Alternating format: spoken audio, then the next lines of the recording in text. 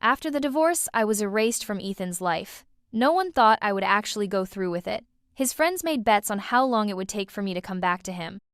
Ethan, ever the confident one, just laughed and said, "Days? Try 3 minutes. Chloe is completely helpless. She can't support herself and she has no family left. One call from me, and she'll come running back like a lost puppy." He did call, again and again, but I never picked up. That's when he started to panic. He looked for me everywhere, like a man possessed.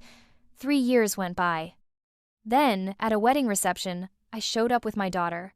As if drawn by some unavoidable force, I ran right into him. The man who had once laughed at my expense now just stood there, completely still. His eyes were red as he grabbed my arm, his voice shaking as he asked, "Is she mine?" After we finalized the divorce, Ethan changed the security code on the house we used to share. I still had some personal items there, so I had to go find him to get them. I found him in a private lounge at a hotel surrounded by his friends. They were all laughing, and I quickly realized they were making bets about me. "How many days do you give her before she comes back?" one of them asked. Ethan leaned back in his chair, looking relaxed. "Days? Try minutes," he scoffed. "She's useless. She can't earn a living, and her parents are gone. One phone call, and she'll come crawling back." He took off his expensive watch and tossed it onto the table. "She'll be begging me to take her back before you know it." Someone else laughed. "You really think she'll come back?" "Of course," Ethan replied, his voice full of certainty. "She can't live without me." The room filled with cheers. Leo, Ethan's brother, spoke up. "Are you sure you even want to get back with her? Chloe has been chasing you for years. Don't do anything you'll regret." Before Ethan could answer, another man chimed in with a sneer. "Remarry? Ethan never even liked Chloe. She was the one who clung to him. She's average-looking, her style is plain, and her parents died 2 years ago. What makes her good enough for Ethan? He wouldn't take her back even if she got on her knees and begged." The man then glanced over at Sophia, who was sitting next to Ethan, especially now that the one he really loves is back. "What is Chloe compared to her?" Their laughter felt sharp, like tiny needles poking at my skin. I clenched my hands into fists, my nails digging into my palms as I tried to stay calm. When we were married, I had asked Ethan about this woman from his past, this supposed great love. He had just smiled and said, "That's all over. What matters is us now." I believed him. I trusted him completely and never asked about it again. Then, 6 months ago, Sophia returned to the country. Ethan threw a huge party to welcome her back. He didn't come home that night, or the next night, or the night after that. Eventually, I just stopped keeping track. Inside that lounge, the men continued their careless chatter. Ethan listened with a smile, adding a comment here and there, never denying anything they said. Sophia leaned against him and said playfully, "You guys are being so mean talking about a girl like that. Chloe didn't do anything wrong. She just loves Ethan too much." "But it's a shame because Ethan loves me." She looked up at him, her cheeks flushed. Ethan was clearly moved by her words. "I only married Chloe because my family approved of her," he said.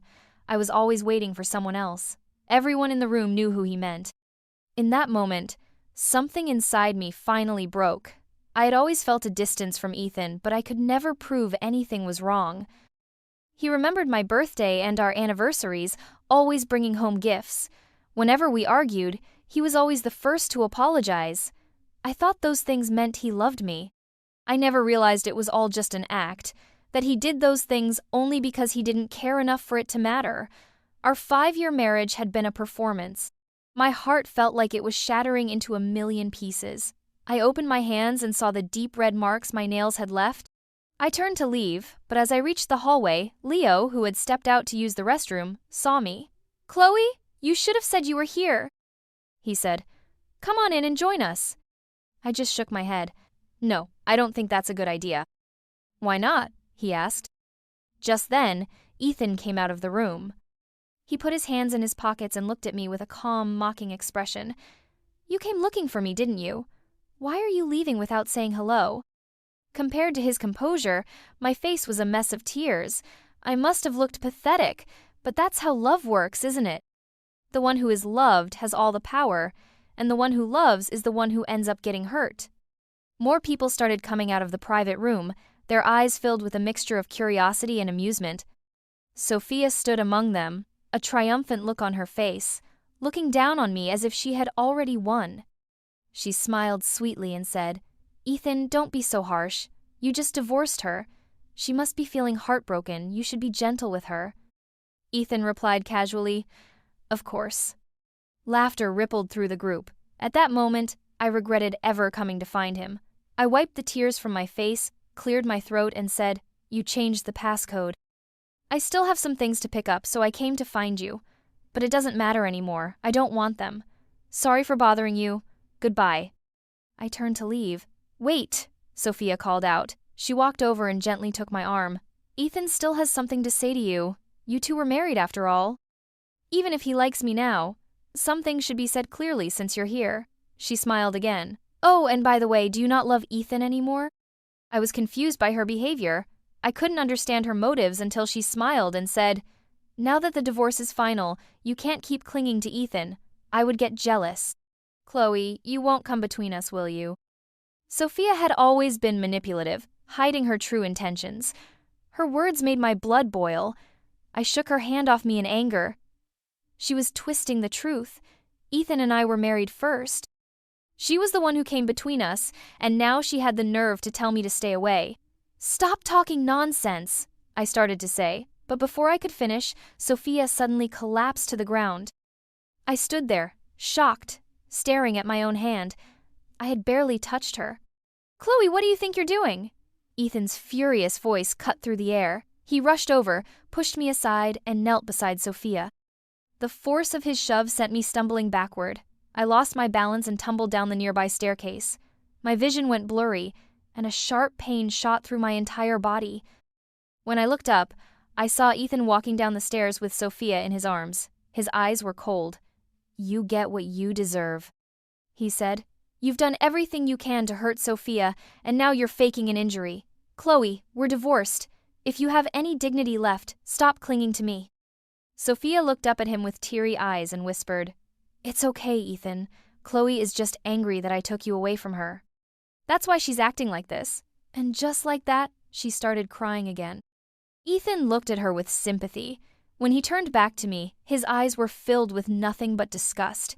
Even his friends, who had followed him out, were frowning at me. In just a few words, Sophia had turned everyone against me, but I didn't care about them. The pain in my stomach was becoming unbearable. I reached out, my hand barely managing to grab the hem of Ethan's pants. "Ethan, my stomach hurts," I gasped. "Please, take me to the hospital, call an ambulance." Ethan hesitated, frowning. "Your stomach hurts? Where did you fall?" "It hurts so much," I whimpered. "And my ankle, too." Suddenly, Sophia burst into sobs. "Ethan, what about me? Will it affect my dancing?" Her voice immediately pulled Ethan's attention away from me. His expression changed instantly. He held her closer and said with concern, "No, of course not. I'll take you to the hospital right now." "What about me?" I cried, still clinging to his clothes. "Ethan, please." But he just shoved my hand away, turned, and left with Sophia in his arms. I stared at his retreating back through my tear-blurred vision and whispered, "Ethan, I hate you." Before Sophia came back, my marriage to Ethan had been stable. When he didn't come home at night, he would tell me he was working late. I believed him. I would even remind him to take care of himself. Then one day, I called his phone, and a soft female voice answered. "Hello, are you Ethan's housekeeper? I'm sorry, he drank too much and passed out at my place. Could you bring some soup over and pick him up?" My heart sank. I had never dealt with anything like that before and didn't know what to do. Part of me wanted to trust him, but another part of me knew something was very wrong. In the end, I made the soup and went to the address she gave me. The door was unlocked. I pushed it open and stepped inside. What I saw made me freeze. Ethan was lying on the couch with Sophia, holding her hand. His voice was low and soft. "Sophia, you're back. You finally came back. I've waited for you for so long. I thought I had forgotten you, but the moment I saw you, I realized I still love you." Sophia looked down at him sadly. "Don't say that, Ethan. You're married. What we had is in the past." Her voice trembled. Ethan gently wiped a tear from her cheek. "It doesn't matter. I'll get a divorce. I'll marry you. If you agree, I'll do it right now." They spoke to each other as if no one else was in the room. as if I was the one intruding on their great love story. I never knew Ethan still loved her. He had told me it was all behind him. I had been a fool, trapped in a lie. When I opened my eyes again, tears were already sliding down my face. "Mom, Dad, I miss you," I whispered. My stomach was aching with hunger. I picked up my phone. It was 8:15 p.m. I had slept for an entire day. No one had come to see me. No one had checked on me. I opened my phone again and saw a series of photos from Sophia. They were all of Ethan. In one video, I could hear Sophia's soft voice. "Why don't you check on Chloe? She seemed really hurt."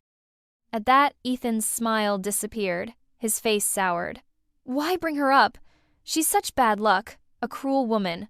I regret ever marrying her. You're just too kind, Sophia." My heart ached. The wounds Ethan had left were still fresh. I got out of bed. My legs felt weak, but I forced myself to walk. I went through the discharge process and left the hospital. I bought a new SIM card for my phone and called my grandparents. When my grandmother found out I had gotten a divorce, she started crying. Her voice trembled with pain. "My poor child. Come home, come back to Grandma." "Okay," I said softly. My uncle had already moved to another country to help care for his newborn son, and my grandparents had settled there as well. After packing my bags and booking a flight, I left the city without a second thought. I didn't look back. Just as I was about to board the plane, Ethan's face flashed in my mind. I smiled to myself, a little bitterly. If he and his friends knew I had actually left, they would probably be celebrating. Back at the hospital, Ethan frowned when he saw my empty bed. He grabbed a passing nurse and asked, "Where's the patient from bed 23? Her name is Chloe." The nurse thought for a moment. "Oh, she was discharged. She left on the 3rd day of her stay." She looked at Ethan suspiciously. "Who are you? A relative?" "I'm her husband," Ethan said without thinking. The words felt wrong as soon as they left his mouth. He was about to correct himself, but the nurse spoke first. "Then, you're a terrible husband. She was pregnant when she was admitted. She lost the baby, and no one was here to take care of her. She should have been resting after a miscarriage, but she left the hospital on her own. You better take good care of her when she gets home." With that, the nurse walked away, leaving Ethan standing there, frozen. Miscarriage. Chloe was pregnant. He had no idea. His heart pounded in his chest. He quickly pulled out his phone and tried to call me. "Sorry, the number you have dialed is not in service." He tried again and again, but he got the same message every time. Frustrated, he cursed under his breath. "Damn it! Pick up the phone." When the calls didn't go through, he started searching for me everywhere. I wasn't at our old house or any of my favorite places. He checked every cafe, bookstore, and park I used to visit, but I was gone. He contacted all of my old friends, but no one had heard from me. It was as if I had vanished.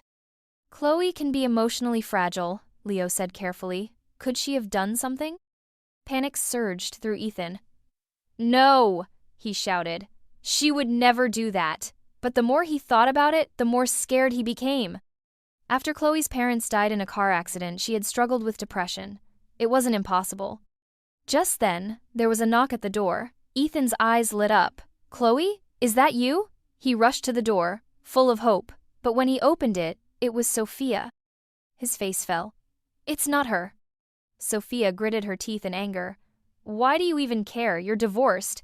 Whether she's alive or dead has nothing to do with you." Ethan didn't answer. He had once thought Chloe meant very little to him, but now that she was gone, he found himself missing her more than he ever thought he would. 3 years passed. I had gotten married in my new country and had a beautiful daughter named Lily. She was almost 2 years old. My husband's childhood friend was getting married back in my old city, so the 3 of us flew there together. After we landed, my husband Daniel dropped Lily and me off at our hotel before heading out to get ready for work. Cradling our daughter, I teased him, "What's more important, work or your family? You're always so busy. Have you spent any real time with Lily and me today?" Daniel chuckled, cupped my face, and kissed my forehead. He then took Lily from my arms. "Honey, just give me 2 more days. After that, I'm all yours, I promise." Daniel was a workaholic, but he loved his career, our little family, and he adored our daughter. He managed everything so well that I couldn't really complain. I was just feeling a bit clingy and wanted him to explore the city with me. "All right, you go," I said with a smile. "Be safe." I'll be back late tonight, don't wait up, he replied. That afternoon felt long and slow, so I decided to take Lily out for a walk. We stopped by one of my favorite old restaurants for lunch. What I didn't expect was to run into Leo there. Lily was being fussy, so I just gave Leo a quick nod and picked her up to head back to the hotel. Behind me, I heard Leo mutter, "She's not dead. Chloe's not dead. I have to tell Ethan." He immediately called him. "Hello, Ethan. I just saw Chloe." Ethan let out a bitter laugh. "Stop messing with me. She's been gone for a long time." "No, I swear, I just saw her. She was holding a little girl. If she were alive, she would have come back to me. I've been searching for her for 3 years. Goodbye." Ethan hung up before Leo could say anything else. He slumped down with a sigh and took a sip of wine, his heart heavy. He still wanted to see me again. The next morning, Daniel and I took Lily to the wedding venue to drop off our gift. Soon after, Daniel was pulled away by the groom, leaving me with our daughter in the bride's dressing room. Guests came and went. Seeing that I looked tired from holding the baby, the bridesmaids took turns playing with Lily. Even the bride, Olivia, now finished with her makeup, came over. "Wow, Lily is so pretty," she exclaimed. "She's such a sweet, gentle baby. Auntie wants to hold you." I couldn't help but laugh. Lily babbled happily in her arms. As it got closer to the ceremony time, the room started to fill up. Lily grew restless, and I worried she might start to cry, so I quietly carried her out to the hallway for some fresh air. Someone called my name. "Chloe?" I turned slightly but saw a crowd of people and couldn't tell who it was, so I kept walking. Just as I passed a group of people, a hand grabbed my shoulder. I turned around and saw Ethan. He looked thinner, with sunken cheeks and red-rimmed eyes. He stared at me as if he'd seen a ghost. "You're alive," he said, his voice trembling. "Then why didn't you come back? Where have you been for the last 3 years?" His eyes shifted to the child in my arms, and his grip on my shoulder tightened. Is she mine?" he asked, his voice cracking. My mind went blank as memories from the past came rushing back. It felt like a different lifetime. Ethan's face was a mess of emotions: sadness, joy, shock, and longing. He looked so different from the man I remembered. The old Ethan was always confident and in control, but now he just looked lost. I calmly pushed his hand away. "It's been a long time, Ethan," I said, my voice polite but distant. "I'm married now. Please don't cause a scene." I took a step back, holding Lily a little tighter. His smile faded. "There's no need to lie, Chloe," he said with a bitter laugh. "You left without a word. No one could find you. Was it all just to get back at me? I've been searching for you for 3 years. Are you satisfied?" He glanced at Lily again, his eyes softening. "Is this the child from back then? The nurse told me you had a miscarriage, but I never believed it. I always thought you could never bring yourself to end our child's life. Now that you're back, let's start over, Chloe. The 3 of us can live together." Hearing him talk about that child sent a dull ache through my chest. At the same time, I was stunned by his nerve. He actually thought Lily was his daughter. He believed I had disappeared and moved abroad just to get revenge on him. He still thought I was the same woman who had once loved him so deeply. My voice was cold. "Are you deaf? I said she is not your child. I'm married. Lily is my daughter with my husband. If you're not well, you should see a doctor." "Stop making things up." Ethan was stunned. I turned to leave, but he followed me. "How is that possible, Chloe? Explain it to me. Are you really married?" Before I could reply, Daniel appeared behind me. He wrapped one arm around my shoulder, pulling me and Lily close, and used his other arm to block Ethan. His presence was calm but firm. "Stay away from my wife and daughter," he said in a low voice. Ethan shoved him. "Who are you? This is my wife, my child." I couldn't take it anymore. I slapped Ethan across the face. The sound echoed in the quiet corridor. For a moment, everything went still. Ethan stared at me in disbelief, slowly raising a hand to his cheek. "You hit me." I shook out my numb hand, passed Lily to Daniel, and looked Ethan straight in the eye. "I'll say this one last time, Ethan. I am married. The man beside me is my husband. Our daughter is almost 2 years old. She has nothing to do with you. Stop making up stories and stop disturbing my life." After the wedding, Daniel and I returned to our hotel. The car ride was silent. I kept glancing at him, but his expression was unreadable. When we got back to the room, he closed the door and pressed me against it, his lips crashing down on mine. His kiss was deep and urgent. "There's nothing between me and Ethan," I whispered when he finally pulled back. "Really, there isn't. I can explain everything. Daniel paused, his eyes locked on mine. He loosened his tie. There's no need, just focus on now. Later, I fell asleep in his arms. When I woke up the next morning, I went downstairs and saw Daniel in the kitchen feeding Lily her breakfast. She was being fussy, but he was patient, coaxing her softly and gently wiping her chin. The sight touched me deeply. This was the life I had once dreamed of. I had married Ethan full of hope, but that dream was shattered 3 years ago. I thought I would never recover, and then I met Daniel. He was a friend of my uncle's. When I first arrived in the new country, my uncle was too busy to pick me up from the airport, so he asked Daniel to go instead. On the plane, I had dreamed of a little girl who said, "Mom, I'll come find you next time." As soon as I landed, I broke down in tears. Daniel didn't say a word. He just quietly handed me tissues. Later, my uncle tried to set us up. At first, I refused, but my uncle insisted. "Do you plan to be alone forever?" he asked. "Not all men are like Ethan. Give Daniel a chance." I half-heartedly agreed to stay in touch with him. But to my surprise, the quiet, dependable man was a much better fit for me than Ethan ever was. We started dating, he proposed, and we got married. On our wedding day, my uncle, a little drunk, told me, "I told you to let go of the heartbreak, not to jump into something new so quickly." I just glanced at Daniel, who smiled and promised my uncle he would always take care of me. Somehow, Ethan got my new phone number. When I answered the unfamiliar call, I was caught off guard. "Hello?"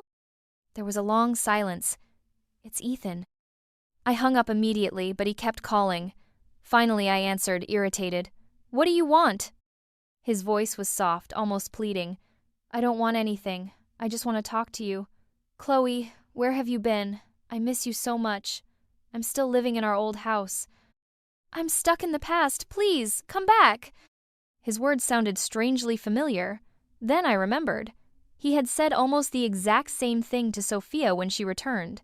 His love was like a script he reused. I let out a cold laugh. "If you're sick, see a doctor. I'm very happy now. Please stop bothering me." "Have you forgotten what you said when we got divorced?" he asked, his voice tight. "Are you really married to him?" "Yes." "When?" "2 years ago." There was a pause. Then he laughed bitterly. "I've been searching for you for 3 years, and in less than a year, you forgot about me, got married, and had a child. You left me to suffer alone." His voice grew agitated. "Chloe, are you really that heartless? I spent 3 years looking for you. Every single day. I lived in regret, terrified you had done something to yourself. Then you just appeared. I was so happy. But you're married, you have a child, you have a happy life. What about me, Chloe? What am I supposed to do?" I was silent for a moment. Fate has a strange sense of humor. I had once been at rock bottom, and now the man who put me there was begging for my help. I sighed and hung up.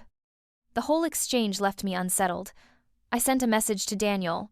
"When you're done with work, let's go home." He replied almost instantly, "Okay." Moments later, Ethan started bombarding me with texts. Then he showed up outside my hotel. Seeing him standing there, I sighed. If Daniel saw him, it would only complicate things. I decided to meet Ethan at a nearby cafe to talk things out once and for all. When I arrived, Ethan wasn't there. Instead, Sophia was sitting at a table, her arms crossed. As soon as she saw me, she sneered. "Chloe, you're like a stain that just won't wash away." Her eyes scanned my designer clothes. "Well, you really played your cards right. You couldn't compete with me, so you faked your death to make Ethan pine for you for years, and I actually thought you were some poor, innocent victim." I laughed in disbelief. "Lillian, I'm married. You don't need to be so hostile." "Where is Ethan?" She narrowed her eyes. "Who knows? Maybe you showed up here with a child just to provoke him. You stood where you knew he'd see you, then acted cold. Is that your revenge? Is that child even his?" Her mind worked in twisted ways. I gave a cold laugh. "Not all men are as irresistible as you think. I don't care about someone like Ethan. You're giving him way too much credit." A hoarse voice came from behind me. "Chloe." I turned to see Ethan. He had changed into a fresh suit, but his face was pale and he looked pitiful. Just as I opened my mouth to speak, my wrist was seized. Sophia's eyes turned red as tears began to fall. "Chloe, please," she cried, her voice trembling. "Please give Ethan back to me. We've been in love for so many years." If it weren't for you, we would have been married long ago. We're engaged now. The wedding is next month. Why did you have to come back?" She sobbed harder. "I know you hate me, but I had no choice. I'm pregnant. This is Ethan's first child. Please, for the sake of the baby, let him go." The coffee shop went silent. All eyes were on us. The next moment, she let out a scream and threw herself backward, trying to drag my hand with her as if I had pushed her. It was the same old trick. But this time, I caught her. Her scream cut off abruptly. Panic flickered in her eyes. She tried to struggle free, but I was done playing her games. I let go and kicked her squarely in the calf. "I already said," I shouted. "Anyone who wants that piece of trash can have him. Just stop bothering me." Lillian lost her balance and fell to the floor, holding her stomach and putting on a pitiful show. "Ethan, it hurts," she moaned. "Our baby." Ethan took a step forward, but instead of going to her, he stood in front of me. He said coldly, "You used that trick to make me lose a child 3 years ago. I won't fall for it again. Stop pretending, Sophia. I always took precautions." He then turned to me. "Let's go." Behind us, Sophia's eyes widened in disbelief. "Ethan, you can't do this to me." She screamed, her voice raw and desperate. "I gave you everything. You can't treat me like this." Her usual composed demeanor was gone. Now she just lay on the ground, humiliated. The karma she had created 3 years ago had finally come back to her. Outside the cafe, Ethan's hands were clenched at his sides. "Why didn't you tell me you were pregnant?" he asked quietly. "If I had known, maybe we wouldn't have divorced. Maybe we still had a chance." His words made me laugh, a sharp, bitter sound. "A chance?" I echoed. "I'm the father," he said flustered. "I had the right to know." "You didn't deserve that right," I said coldly. "When I found out I was pregnant, you were already gone. We were barely speaking. That final night, you came home drunk, wrapped your arms around me and muttered, 'Baby, I was wrong. Let's live a good life together.' For a moment, my heart started to thaw. I thought there was hope, until I saw the fresh love bite on your neck from Sophia. Then I realized you were just jealous and had nowhere else to vent. From that moment on, my heart shut down completely. I decided I wanted a divorce. What I didn't expect was to find out I was pregnant." I continued, my voice steady. 3 years ago, when I came to get my things, you pushed me down the stairs for Sophia. My stomach was cramping and I begged you to take me to the hospital." "But what did you do?" Sophia said her foot hurt. "And you carried her away without a second glance, worried about her dancing career. Did you ever think about what would happen to me?" "In the end, it was a complete stranger who called an ambulance for me." Ethan's face turned ghostly pale. He lowered his head, his lips trembling. He tried to speak, but no words came out. Finally, he looked up, his eyes bloodshot. "I'm sorry, Chloe. I didn't know you were pregnant. I swear I didn't know." But his words meant nothing now. Nothing he said could bring that child back. "It doesn't matter anymore," I said. "It's all in the past. You were never a good husband, and you don't deserve to be a father. My current husband is a better man than you could ever be. If there's nothing else, let this be the end. Don't interfere in my life again." There was still reluctance in his eyes, but he had no reason to stop me. He could only stand there and watch as I turned and walked away. After a few steps, I looked back one last time. For a second, hope flashed in his eyes, but I just gave him a calm smile full of relief. "I will never forgive you, Ethan. We will never meet again." That was our final goodbye. As I walked away, I heard his voice, soft on the wind. "I wish you happiness." When I returned to the hotel, Daniel was already back from work, playing with Lily on the carpet. He looked up when I came in, but didn't say anything, a hint of sadness in his eyes. Lily, on the other hand, lit up, reaching out her little arms and calling, "Mom!" I picked her up and sat beside Daniel. "What's wrong? Are you upset?" I asked gently. He shook his head. "No." After a pause, he looked at me seriously. "Chloe, we're married now. I'm your husband. You can tell me anything." I understood then. He was upset that I had gone to see Ethan alone. I handed Lily to the nanny and curled into Daniel's arms. "Don't be mad," I said softly. "I went to see him today to make things clear. I didn't expect him to be so persistent. It's all settled now.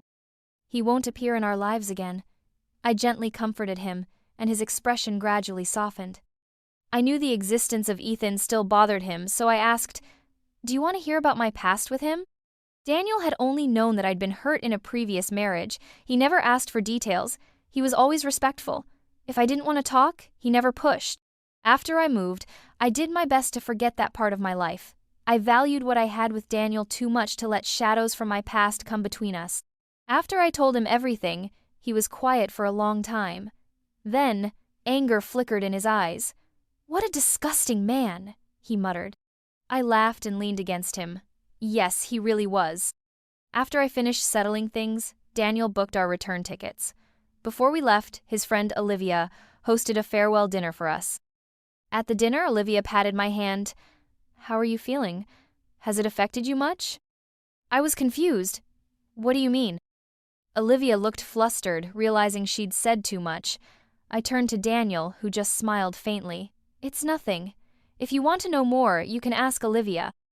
That's when I found out that 2 days ago, Sophia had uploaded a video of me online, spreading lies that I was the mistress. The video was from the coffee shop. It was ridiculous.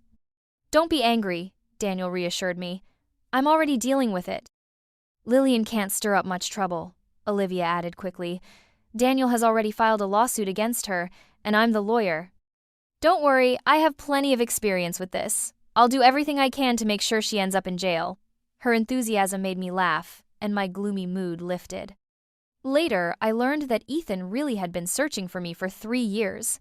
At one point, he even thought I had taken my own life by jumping into a river because the last surveillance footage of me was near one. He had hired a salvage team to search for my body. Such a display of false affection. It was him who had driven me away in the first place. My flight information was never hidden. It wouldn't have been hard to find out where I went, but he was so stubborn, so convinced I would never actually leave, that it never occurred to him to check. 2 months later, I received a message from Olivia. She had won the case. Sophia was sentenced to a month in jail. Once she was there, I paid some online accounts to spread the news, letting her get a taste of her own medicine. Putting down my phone, I picked up my coat to take Lily to her playgroup, but as we got into the car, I saw Ethan again. He looked like he had lost his mind.